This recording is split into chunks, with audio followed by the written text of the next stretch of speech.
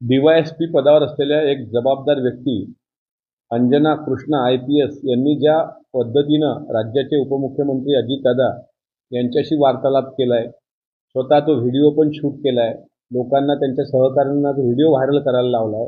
जे शेतकरी न्याय मागायला आले होते त्या शेतकऱ्यांच्या डोक्यावर बंदूक लावण्याचं काम त्यांच्या बॉडीगार्ड अंगरक्षकांनी केलंय.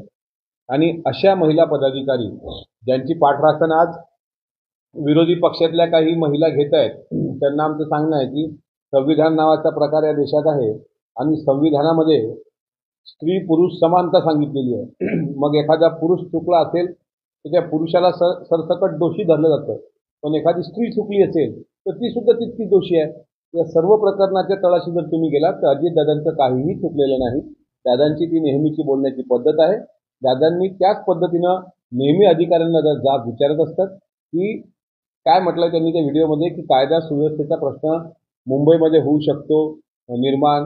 आता गणेशोत्सव पण आहे, अलीकडेच मराठा आंदोलन पण मोठ्या प्रमाणात मुंबईमध्ये झालं, त्यामुळे त्या